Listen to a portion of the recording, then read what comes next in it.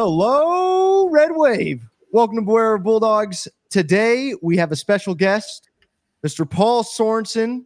He is representing the Eastern Washington Eagles so that we can get to know them.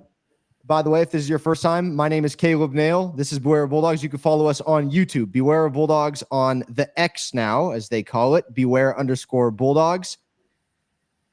All right, Paul. Thank you first off for joining me. We were talking before. Sounds like you have a little history at Washington State and Mr. Coach Sweeney. So I want to get to that. But tell us real quick who you are and what you're doing in Eastern Washington. Well, I appreciate it, Caleb. Thanks for letting me be part of your show. And, you know, I grew up in Walnut Creek. I was an East Bay guy, and we have a lot of friends and family that spent time in the Valley, went to Fresno State or San Jose State, played in the Mountain West. You know, I was a junior college kid coming out of California, got recruited up to Washington State, played for the Cougs for a couple years, and was fortunate enough to have gotten drafted in the 5th round with Cincinnati, spent a year with them. We didn't have the fancy schmancy practice squads. We were just goofy taxi guys that they would throw us out there and we get our butts kicked in practice. So I spent a year with Cincinnati and a year with San Francisco, and that's why my face looks the way it does now. A lot of tread marks on it and stuff. But I'm the radio guy for Eastern Washington. I also did 14 years at Washington State, my alma mater, and I've been at Eastern for a long time and done radio, done television, been in this business a long time. Coach Sweeney, great story. Warren Moon and Don James were just kind of coming up at the University of Washington. And I think it was 74, 75, 76, right in that range. Cougs are up they're up 27-14, and they're on the 6-yard line going in. Basically, the game's over. All they have to do is kick a field goal. They're up 3 scores. So the quarterback runs over to Sweeney and is begging to throw a slant because they want to stuff it and score again, you know, and so he wants to run the ball. He wants to just, you know, take the time off the clock and set it up in the middle so he can kick a chip shot field goal. So he acquiesces, and they throw an interception, and Al Burleson, who played a bunch of years in the NFL, picks the ball off and goes like 95. All right. So now they're pissed. Now the Cougs kick off. It's 3 and out. They have to punt the ball, and all of a sudden, you know, Huskies are feeling pretty good because if they score a touchdown, they're going to win the game. Well, 3rd and forever, they throw the ball up in the air. It's a rainstorm. It's terrible. 2 buddies of mine that were defensive backs run into each other. Doink, the ball bounces off the guy's shoulder pad, and Spider Gaines catches the thing and goes 75 for a score. And they come back and beat Washington State 28-27. Coach Sweeney quit after the game, and he ends up going down to Fresno State and having a Hall of Fame career. He won like 19% at WSU, but he was absolutely beloved because he was so gregarious, as you know, back in the day. And I think it's very fitting that they're doing an honor, you know, to him for this weekend. And I think it's fantastic. Coach Sweeney, I got to meet him a couple of times, and he's awesome, you know, in terms of, you know, what he was able to do and just the career that he has. So that's my Coach Sweeney story. I love it. I love talking to people with Coach Sweeney stories. I've heard multiple, and all of them make me laugh and are you could almost say unbelievable. They're that good. Oh, he did another thing. They used to have the Skyriders. We didn't have, you know, Vegas that we could go to, and everybody put on a big show, you know, for the kickoff of the conference. The sports writers and broadcasters, the Skyriders from all the schools would come up to your individual school. So we got to go up to our cafeteria, whoopie-doo, and sit down with these knuckleheads for about 3 hours, and they'd interview us and talk about the team and, you know, everything like that. So the story with Coach Sweeney was they would stay in the dorms, you know, because nobody was on campus because we were a semester system. So we were there before anybody else. So they put the Skyriders up at the dorm. So he's knocking on the door on these guys' door at 2:00 in the morning. He's got a bunch of pizzas and beer, and they stay up all night drinking and eating, telling stories. You know, everybody's groggy. I mean, they're tired. They got pizza stains down the front of their shirt. You know, and that's what he did. He endeared himself so well to the fan base and also to the, you know, the writers and broadcasters. He was just a legend, you know, in that standpoint. He was a hell of a coach. It helped that he had some talent at Fresno State. Obviously, he didn't have much at Washington State because he couldn't win here. But, you know, he's one of those guys that you look at, and he's a difference maker. And he set Fresno State on a path that you guys have been pretty darn good ever since. Oh, yeah. I'm waiting for the statues of Coach Sweeney, Coach Hill out in front. Again, now a bunch of crapping on them, when that happens, and they put a statue out in the stadium. Yeah. Well, Paul, let's talk a little bit about Eastern Washington. And before we talk about the team, what's the overall feeling within the fan base right now? What would you say that overall feeling is? Well, it's kind of interesting because Eastern had been ranked, all the way back to I think it was 2007. They had always been ranked to start the season. I think they spent 138 of 154, basically rankings in the top 25. And this year was the first time coming off a 3-8 record. Last year was an outlier. It was not a very good team. We were soft. They were slow. They were weak. They weren't well coached. Coach Best had to do a 180 on this thing. And he did a little self-evaluation and realized they got rid of coaches. They brought 5 new coaches in, and they really ramped up the off-season conditioning. And this team is much tougher. It's bigger. They went out and got 24 transfers. They have not done that. They weren't even big at bringing junior college kids in, and they went out and got FBS guys, JC guys, other FCS players to come in, and it's made a difference. They lost to North Dakota State, 35-10. The Bison is really good. They're a Big Ten team. I mean, they're huge up front. And other than 4 plays, it was a back and forth game, but they had 3 long touchdown runs, 2 long touchdown runs, and then 2 significant runs, that set up scores. And that was pretty much it for them. So this is a different team this year. They're going to come out and they're going to compete. They're not afraid of anybody. And that's one thing Eastern always has done. They played Washington. They played, they played Oregon. They beat Washington State. They've beaten Oregon State. The last time they beat a Mountain West team was a couple years ago when they went into a UNLV. So for the first collegiate game in that stadium, and Eastern Washington wins it in double overtime, and that's probably not what UNLV wanted to see happen. So this is a football team that's very capable, of coming out. They've always been a team that's been able to outscore people. This team's a little different. They're not going to be able to outscore folks, but I think they're going to be able to outcompete, some of the people, at least at our level. And going down to an FBS school, there's only been 6 wins in the conference going back to 2021. One of those, of course, was Eastern Washington. So conference, Big Sky is as good as there is at this level at the FBS from top to bottom. It is loaded this year. Mm-hmm. So I don't want to say your expectations or the fans' expectations. Is it 500 after winning 3 games this year, or are we looking a little more?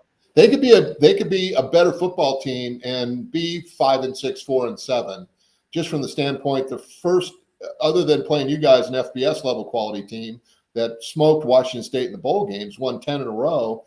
Every one of their first 5 games are either playing an FBS team or a team ranked in the top 20 at the FCS level. So their first 5 games are brutal. North Dakota State's number 2. You guys are FBS. They play Southeast Louisiana, which is ranked in the top 15. They play Idaho, which is a top 10 team, and who the heck else? I think they play Davis, and that's another team that's ranked as well. So it's no love. Yeah, no. Whoever the schedules were deserves to get a punch right in the jugular because that's not very nice. But the back end of the season are teams that Eastern should be able to beat. But you come into this thing, you're 1-4. It's like that's brutal to dig out of that hole. Try to snag a win out of there, maybe knock off Southeast Louisiana. Idaho's a big rival for them. So that should be a good game. And if you can get a couple wins out of those first 5 games, you're going to be in really good shape and have a great chance then for the postseason. They won a national title in 2010. They beat North Dakota State in the quarterfinal game, then beat Villanova in the semis. Then they beat Delaware in the championship game, Joe Biden's team. That was kind of fun to see him grumpy in the stands when the Eastern Eagles came back and beat them 21 to 20. That was kind of fun. So, they've done some good things and they've had a really nice run. So last year was not a lot of fun. No, well, best of luck. Hopefully it gets better for you guys. It doesn't sound like it's going to be easy though. Now, talk to me about the team as a whole. Where would you say the strength is on this team, especially for the Red Wave, the Bulldog fans out there? Where should we be looking? Eastern has always been a team. You think of the Cooper Kupps and the Kendrick Bournes, and on the offensive side, they've had quarterbacks that have come through there: Bo Levi Mitchell, Nichols, Eric Berrier, Vernon Adams, who ended up transferring to Oregon.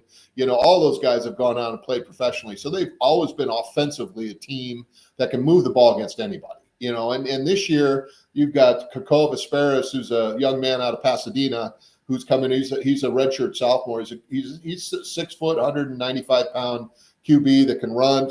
He had a 25-yard touchdown run against Florida last year. And as a guy that came on at the end of the season, Eric Talkington, the quarterback last year, got hurt, and then he filled in for him and started the Northern Colorado game, and they won that one 41-7. But that was really kind of a balanced attack where the Eastern was able to run the ball and then set up play action. They traditionally like to spread you out and throw it all over the field. So they're a spread offense. They'd like to run the football if they can. Might be kind of tough up against your defensive front. So you got some dudes in that front seven are pretty darn good. So, I think from the standpoint of what Eastern's good at, it's spreading the field, it's throwing the ball around.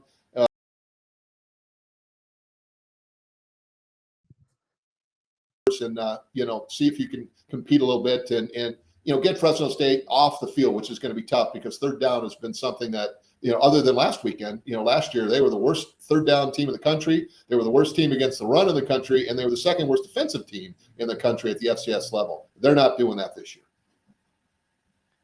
Okay. Sorry, Paul. I cut out in the middle of that, so I missed some of it. But our viewers hopefully will see all of that.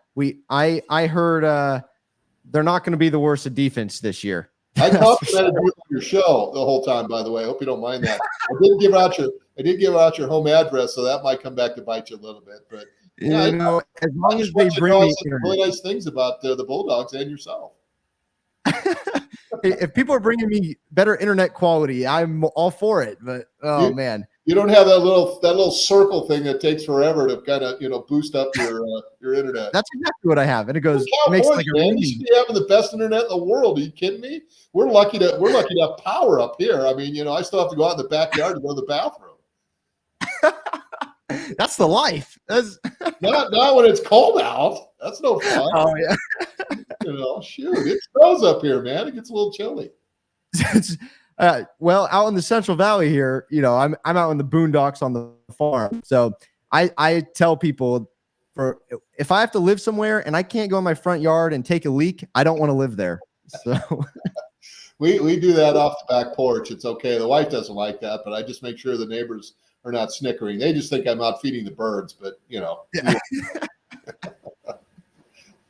All right, now tell me about your weaknesses for this season. If the Bulldogs are going to take advantage of the Eagles somewhere, where is that going to be? Well, we talked about the North Dakota State game, and North Dakota State's really a run first team where you saw what you guys were able to do in terms of passing. You're able to throw it all over the field, and I like the transfer. I think he's really good. Keenan, I think Mikey is that right? He's. Yeah. I saw he was impressive. I like the way he plays, and he can fling it. And you've got some dudes on the outside that can catch. You got a good running back. I like your offensive line. So I think this is going to be a tough matchup for the front seven. But I thought that was going to be the same thing at North Dakota State. But Eastern was pretty stout up front. They had a couple of missed tackles. Williams, their running back, had a great move in the hole, made the safety miss. The good block by the tight end. He came off the tackle and then was able to seal.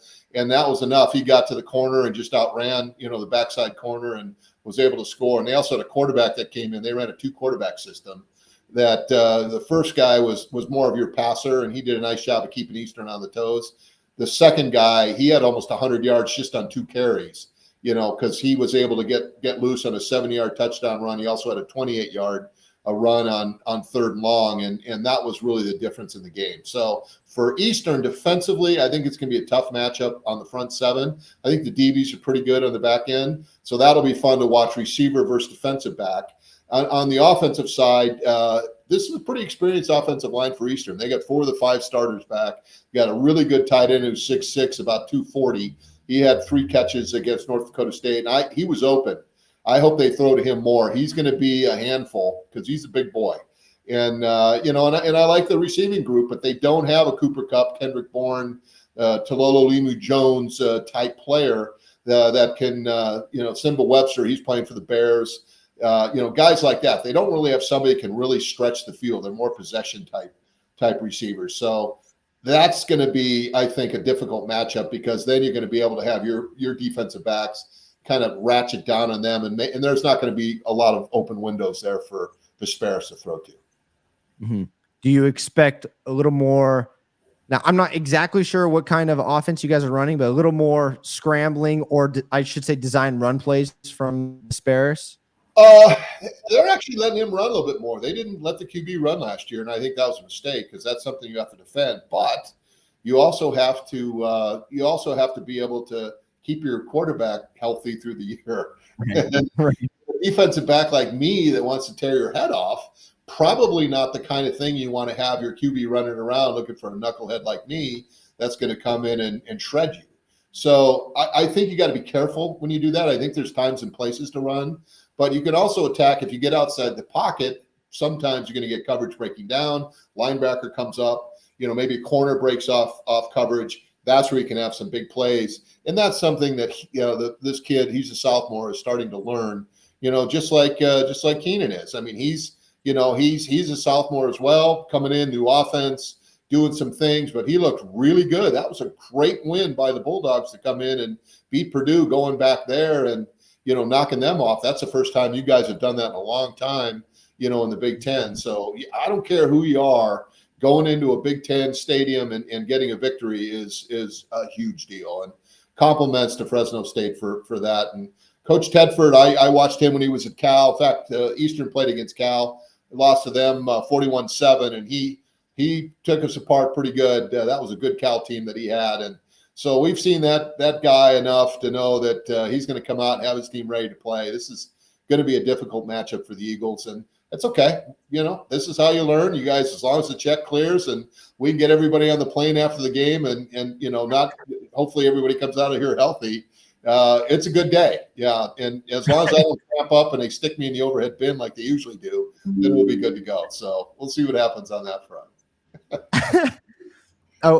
We were talking about the game on our preview a couple days ago, and I was trying to come up with a way that we have a segment called "Gonna Make You Sweat." What's gonna make you sweat during the game?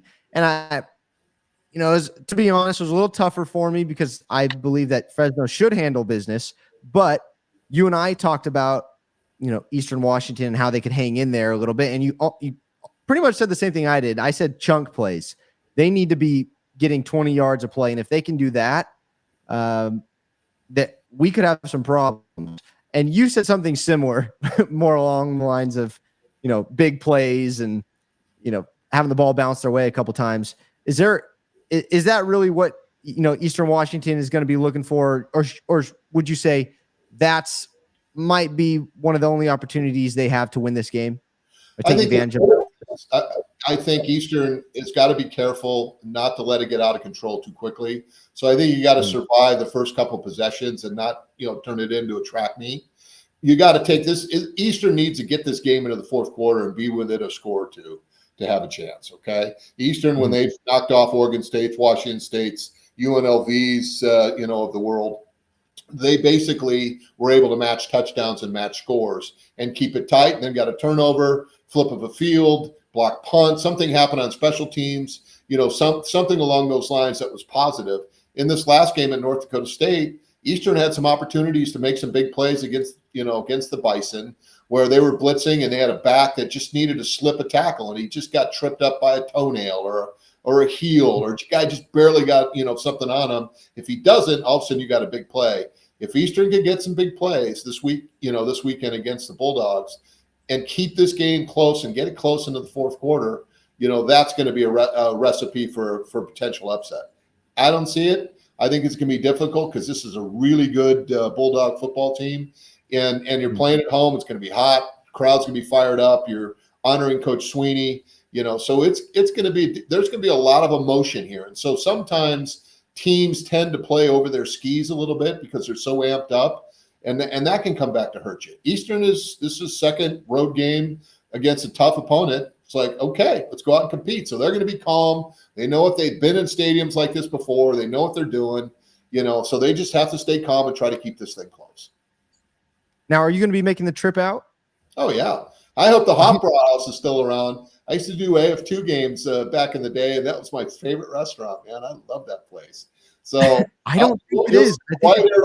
Wandering around downtown Fresno, Friday night, stop by and say hi and go eat, and we'll have a handshake. We'll have a little chat, and if we're next to an establishment, I might even buy you a beer. So if that's not your ilk, you can have iced tea, and that'd be fine too. So whatever works for you guys. Yeah, I always come down. I travel with the team, and we do games on the road. We're not that cheap. We actually send the broadcasters, so it's okay. Oh, that's good. Now, I hate to disappoint you, but I believe the Hofbrau is. Oh, well, that's disappointing. That was great, man. They had the best little prime rib meal for like $10. It was awesome. And when you're a cheap broadcaster guy and you have to live on per diem, $10 goes a long way. So, we'll be back to McDonald's again. I may be wrong. I'm going to Google it while we're here, and I'll let you know. But I know somebody in the comment section, when this goes up, they'll let us know. Or give me a recommendation on a good restaurant, and we'll find it, because we're going to be downtown right by the convention center, I think, in terms of where we're staying. So that'll be kind of fun, and so we'll find a place. It'll be cool. It is permanently closed. I'm sorry. You're telling me. That was my fave. I was looking forward to another prime rib meal. Now it's back to salads. Dang it. You should have spent more money there last time. Keep it. Kidding me? We kept every home game, we'd go there. I mean, you can't, we're living in Spokane. It's a tough commute. You guys got to do your job. You can't be letting those nice restaurants close. Come on. Oh, I'm sorry. I know. Well, I'll give you some recommendations soon. Good. Well, by the way, you're going to be up in the booth, or are you going to be in the area? You want to come by and say hi, look us up. We'd love to see you and meet you in person, Caleb. And we do appreciate having a chance to talk to you about the Eagles and about Fresno State. It's a program I really respect. And I love the Valley. I think it's a great place, good people. And by the way, it's going to be the first Hispanic broadcast, which is kind of interesting to go nationwide, and I think that's great for the people. So kudos. I think so, especially in the Central Valley. It's going to be great. Yep. Okay, give me your favorite. Two things. Give me your favorite thing about where you're at in Washington. Well, if you like to ski, it's 35 minutes away in the winter. If you like lake places and hanging out at the lake in the summer, it's 45 minutes or so or less. You can go to Montana. You basically have a lot of open space up here. And, and I lived in California a long time, and, so it would be like having the ocean kind of near you, but then also being able to get to the mountains, kind of the same way. So the quality of life up here is really cool. And you can make what you do, as impactful as you want. So we do the high school games, so both Larry and I are college dudes, are doing the high school games on Thursday or Friday night, for traveling, because we want to give those kids a great experience. And, I was born in Tacoma. I was a Washington State guy. My father moved. He was a colonel, or actually a captain. So he was bouncing. We were getting transferred, every year and a half, going to places all over the country. I've lived in a lot of different spots, and I'm really blessed to be living here and having an opportunity to broadcast, games like Washington State and Eastern Washington and, the high school stuff that we've done, and just have had some great experiences that way. So from my perspective, this was really a good move for me to be here and to kind of make Spokane my home. And my kids, 2 of the 3 kids that I have were born here, and they've moved away. So there we go. I guess that takes care of that problem. Fortunately, my daughter moved back, so at least I have somebody I can hang out with. And there you go. So it's a great place to hang, and it's been a good quality of life here. Well, that's good to hear. And okay, we're gonna end on bad blood. I'm sorry, but who does Eastern Washington dislike the most? Maybe even a better word is hate in college football world. Montana. Montana. Oh yeah. Oh man, they do that, Cotton Eye Joe song, and I'm throwing my, Diet Pepsi out the window. Now there's bad blood. The stuff that they say to you, I almost got a fight going down to do a post-game interview, because this drunk little 18-year-old dweeb came up to me because he saw my Eastern stuff and it was flipping me crap. And it was like, oh, I want to punch this guy so bad. But fortunately, security came over and escorted me because I was going down the wrong way. So that was good. So they got me to the right spot. But some of the stuff that they said in the tunnel to some of our players, I've been in locker rooms in Cincinnati going up against the Cleveland Browns where they're throwing dog crap on you and bouncing quarters off your helmet, stuff like that. These guys were the worst. It was amazing. But that's what they have. Montana State, that's their pro sports. So, it's not like the Niners or the Raiders or the Chargers or the Rams. It's their pro sports. And so the venom that Eastern has to Montana and vice versa, it's pretty lethal. Yeah, it's something I was surprised by, and but now I'm not. So kind of cool. How about you? Who would Fresno State's who would be their hated rival? Would it be a San Jose State or a San Diego State or a UNLV, or is there somebody else that the Pac-12? Oh, the Pac-2 now. That's a bummer. So it'll be two-pack. We can get two pucks on the top of the logo there, and we'll just put the 2 on there instead of the 12. So that'll be really easy. So go Bees and go Cougs. All you other teams can pound sand, man. What a bunch of chumps. I'm with you, Stanford, because I hate those guys now. Dang it. Oh no, yeah, we have some Stanford alum in our family. We give them heck all the time now. Can't believe it. Well, just give them a little thing of cheese and some rosé and send them off in the corner. They're fine. Then they'll solve a couple of calculus problems and figure out how to stop carbon emissions and things like that. But they're going to screw up the carbon emission deal flying over to the East Coast all the time now, playing in the ACC. So that thing goes up. Right. Oh, that's a pretty good one. I'm going to use that. Back to your question, though. On paper, it says San Jose State and San Diego State, but in reality, we hate Boise. We can't stand them. That's another school. Yeah, that would be another school. The Blue Turf gives me a headache. I've done a couple of their when they had the Independence Bowl there, we used to do that. I'd walk out of there just going, oh, my head's killing me. Well, of course, we can't say anything. We have red turf. We look like a giant strawberry when you fly over the top of the darn thing. So, and that's another thing. Everybody in the Big Sky hates the red turf. We're the Boise State. But it was something for Eastern to defend. It was a chance for them to defend the red. They really didn't have anything like that. So it's really been an identity for the school and the program to have something to fight for. And that red turf is something that fires those guys up. So that's kind of cool. Good for you on Boise State. I would agree with that. Kudos. Now, actually, we were talking about the red turf. That would be the last thing I hope Fresno State ever does. But I'm glad you guys have that. Actually, it on TV, it looks terrible. It does. You're just going, how can anybody?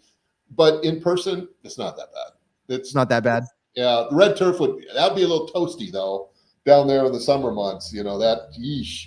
So but they've got new turf now where they've got this little pad underneath that they're doing. It's kind of a concussion pad. So the technology in the AstroTurf, it's really real. AstroTurf does it, and it's really good stuff. It's really cutting down on a lot of injuries, and it's almost like playing on grass. It's really kind of neat. So good. Something to think about. Yeah. No, I noticed that actually we were talking about it last week about this turf. But one more thing that it's on my mind.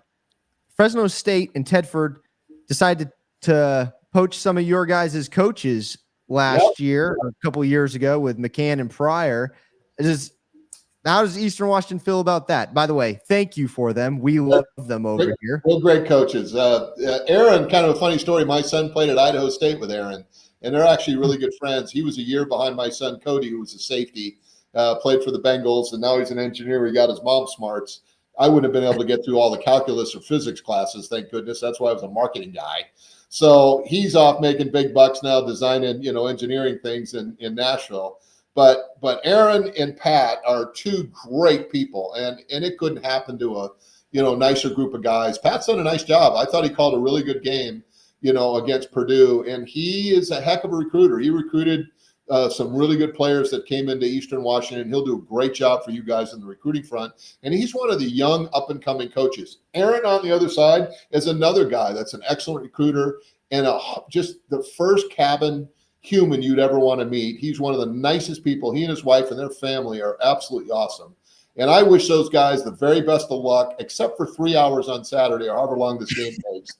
I hope they get lost. Maybe they can't find the field. Maybe they get stuck in a locker. Maybe somebody locks them in their room. Whatever happens, and then they show up afterwards, I would be perfectly fine with that. But love those guys. And you guys got to steal. That hurt losing those two dudes because they are great coaches. They're really good, and you better be hoping that you can hang on to them because there's going to be a lot of other programs coming after them as well. They're excellent.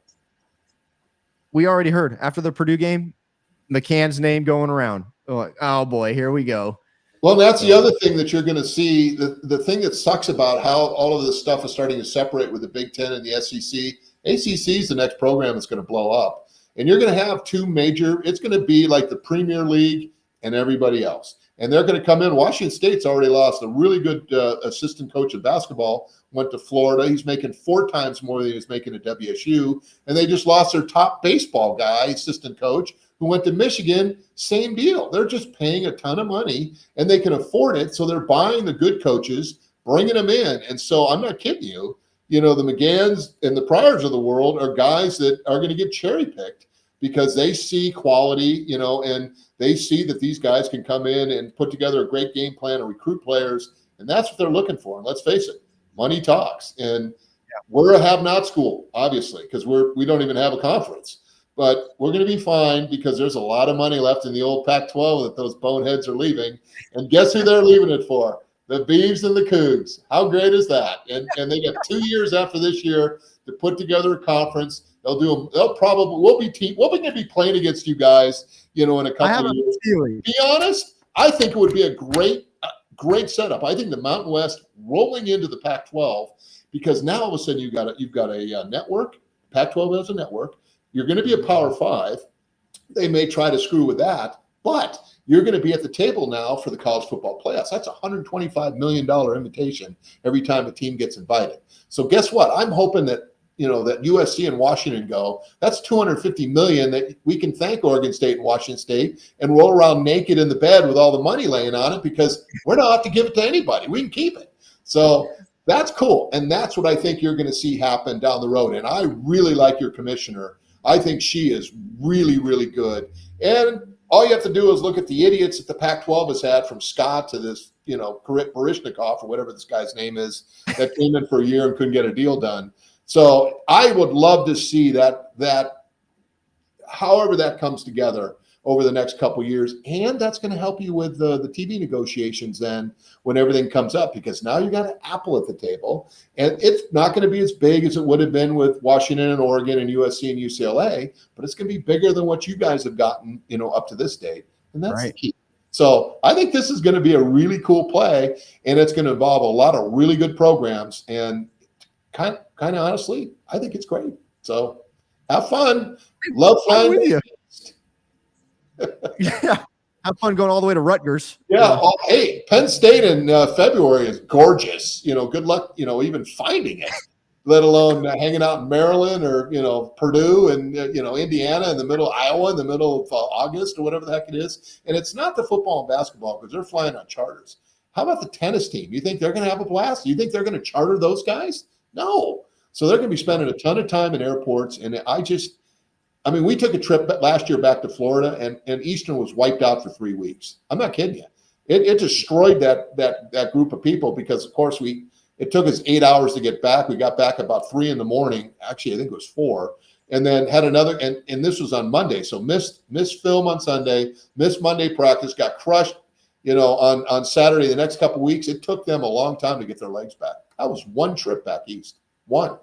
Man. Plus all the homework you have to turn in and all that stuff. Well, that's just it. And then you got the mental issues. You got stress. You're on the road all the time now.